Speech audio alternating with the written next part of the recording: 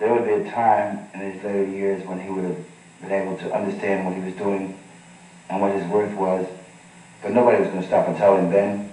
They were too busy taking his money from him. Who's going to tell you what you're worth if they're putting it in their own pockets? You follow me? This is the story of Frankie and the group. We sang on that corner every day of the week, all day long. Grocery store where Frankie worked, the window above of the store Richard Barry lived in. And he was in that apartment. Now, no one knew in the group, at least I didn't know, that was the Richard Barry of the Valentines, who later came to our rehearsal in Stitt Junior High School where we went and liked us so much that he took us down to the same recording company where he was making records. I asked him, I said, I want you to record these kids for me, do two sides. He said, no kids, I don't want the problem with the school board, the whole business, the whole business. I said, all right, I can understand it. And I walked away and I got back uptown and I said, how can I tell these kids he didn't want to record them because they're too young? They sing, they're in show business, as far as I was concerned, they had a talent. And then we made a deal. I'll rehearse your group, George, if you record mine. The kids went in and did 2 songs, and we left. And I think the rest of it is beginning of the history we're talking about. From then on, it went straight up, very quickly.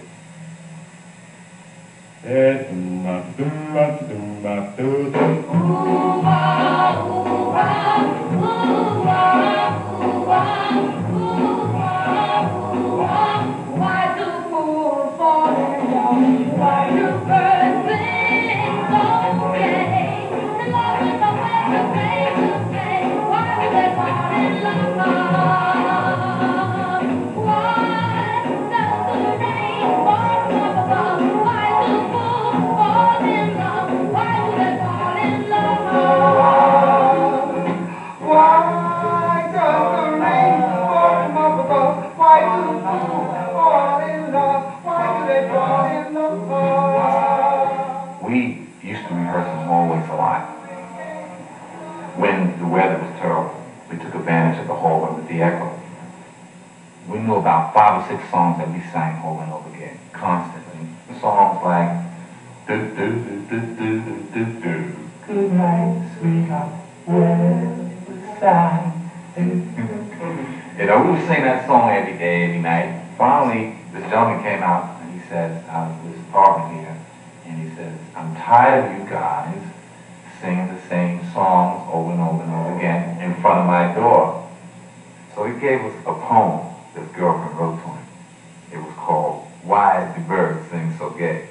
We took it, changed some words here and there, put some music to it, and had a new song called Why Do Fools Fall in Love. We wrote Why Do Fools Fall in Love, I Want You to Be My Girl, ABCs of Love. Among others, and we never got any credit for Why Do Fools Fall in Love or for any of the songs that we wrote. Donna Ross just recorded Why Do Fools Fall in Love. We will never see a penny of it, because on paper, we can't claim that we own it. When in fact, we wrote that song at 631 Edgecombe Avenue, across the street from our school, during lunchtime.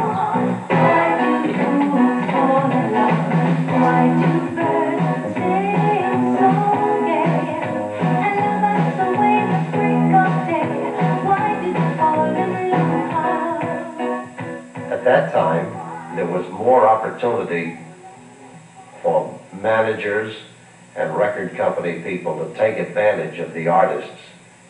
When I say take advantage, you couldn't take advantage of an artist who keeps coming back with hit after hit after hit.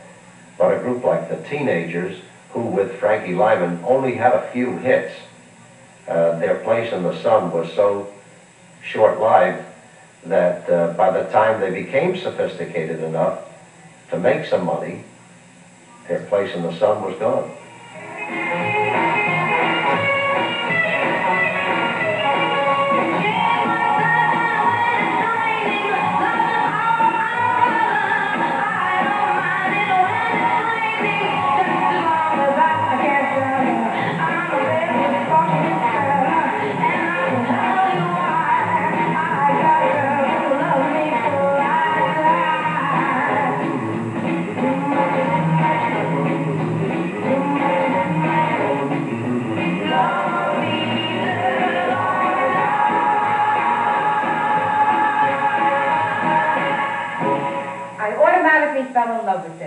I mean, he was the, you know, cutest little thing that anybody could really fall in love with. He was very emotional, a little conceited.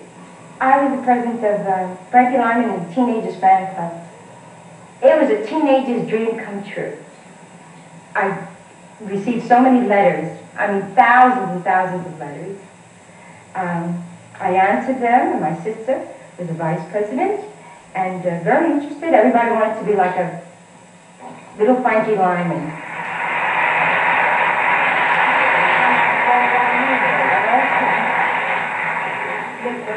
Bob Tampton tells me I've been introducing you as Frankie Robinson instead of Frankie Lymon. You know what, how that happened? No, I really don't. I probably was thinking of Sugar Ray Robinson. Oh, yeah. He was quite a champion in his own right, too.